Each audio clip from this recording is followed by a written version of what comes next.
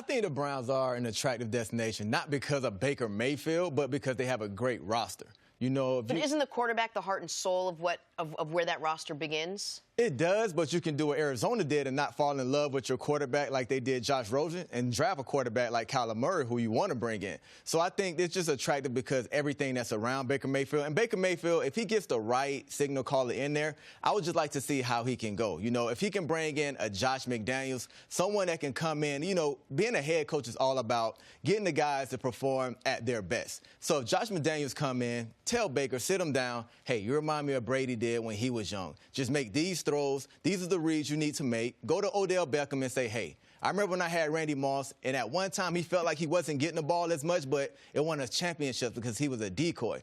I think that would make that team better. It would be somebody that they respect with Josh McDaniels coming in, and I think it would be great for the team. And another head coach that is on the list that I think will be valuable is Greg Roman out of Baltimore. Yeah, just because you got to get him away from Lamar Jackson right now. Those two together seem unstoppable. And defensive coordinators are having, just a week in the division. Sacrifice us just to make sure. Exactly. And if he feels like Baker Mayfield isn't a quarterback for him, go draft a quarterback. There's plenty of mobile quarterbacks coming out of college that can get the job done. So those two coaches, I think. So you, just real quick to follow up on the Roman point, because I think Greg Roman's going to be an NFL head coach. Baker does not, to me, appear to be near the athlete necessary to take advantage of the scheme Greg Roman wants to run, what he did so successfully with Cap, what he did a little bit with Tyrod Taylor, and what he's obviously doing to historical success with Lamar Jackson. To you, it's on the board. It seems that the Browns, after next season, move on from Baker entirely, especially if they hire a head coach like Greg Roman that loves the roster more than the actual quarterback. Definitely. Baker Mayfield isn't wowing the league with his arm right now. He's not wowing the league with his leadership right now. So what's going to make you hang on to Baker that say, I cannot move away from this guy? Wow. So definitely it's on the board with Greg Roman coming in to, hey, even if the quarterback's coach try to bump up to offensive coordinator for the Baltimore Ravens, Greg Roman knows what can stop that offense. You know, he has it inside out. And right now it looks like Baltimore is going to run that division for a couple years. You know, when I watch this football team and I think about Baker, I think back to 2018, 27 touchdowns, 14 interceptions. He only got sacked 25 times. And obviously, in all those categories, he took a step back this season. But if I'm a guy that can develop quarterbacks, Mike McCarthy, I think he can develop quarterbacks. I'm saying this is a great opportunity to go get my hands on a young quarterback and affect his entire career. I remember when I came into college, I had a coach, Stan Drayton, that coached me so hard. I had to go up to him after the first couple of weeks like, yo, do you like me at all? Because every time I see you, you're yelling at me, you're trying to tell me what to do, you're trying to change my game. Those things that he saw in me, he knew I needed to change so I could be a better player. That's the type of coach that Baker needs. He needs a coach that's going to say, listen, you have all these athletes around you. You don't have to be the superstar. Hand the ball off to Chubb. Get the ball out of your hands quickly to Jarvis Landry and Odell Beckham Jr. You don't have to be the star by just holding on to the ball and throwing it deep and far as you can. You have to be able to get the ball out and stop turning the ball over. A head coach can impact him. An offensive coordinator can impact him. He just has to find the right guy. This is a big decision for the Cleveland Browns. It's probably the last big decision John Dorsey is going to be able to make. That's right. Because if Baker or this head coach don't work out, John Dorsey's going to be out of a job. He picked Baker. He's basically all in on Baker. He picked Freddie. We're giving him a mulligan on Freddie. This next one, he has to get it right. I am not yet, again, going to sell my Baker Mayfield stock, and I think the Browns are a very attractive job if you believe in Baker's body of work as opposed to this season.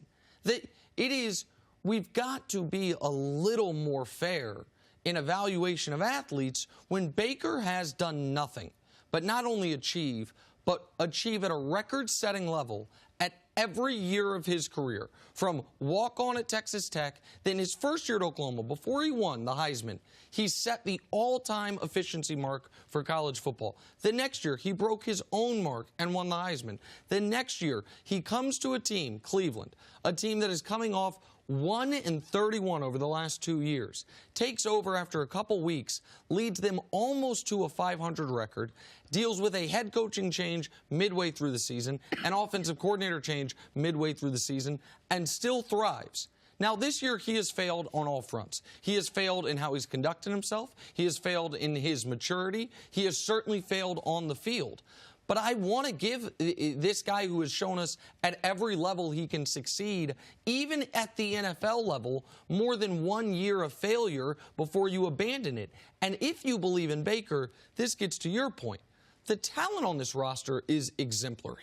Myles Garrett, I know we forget about him, and he's technically still suspended by the league, but I think he'll be back week 1.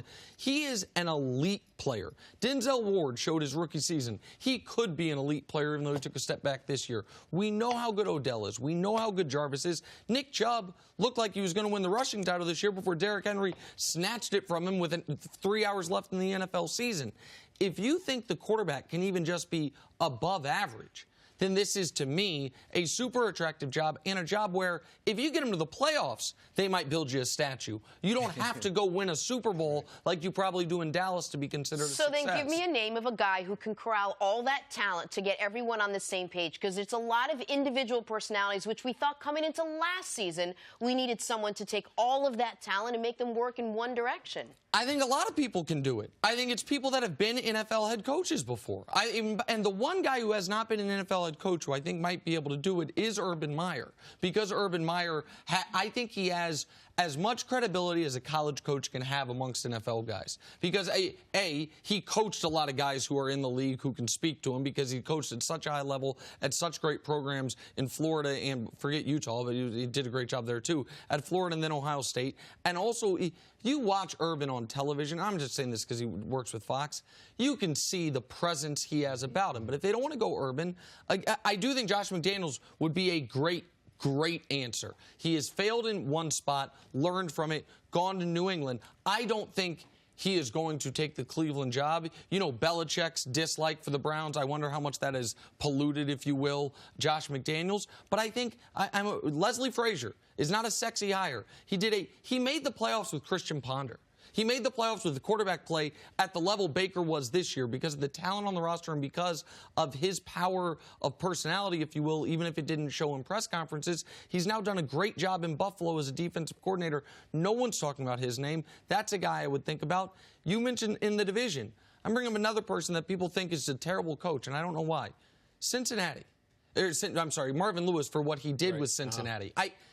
What would the Browns pay for 7 playoff appearances for whoever their next head coach is? Now, I know they were one and done every year, but they had the worst quarterback than their opposition every year but one. Someone who is a true professional head coach, which Freddie Kitchens just flatly was not. They need to find a guy that can be a face of the organization so that Baker Mayfield doesn't have to be the frontline guy because of some of those maturity things. Until he matures and says the right things that the organization needs him to put out there, they need a guy that can talk to and mention all the things that the organization needs him to. All right. Thanks for watching. Subscribe here to get the latest from the show. Also, be sure to check out more of the best clips from First Things First, or go watch a few segments from our other shows on FS1.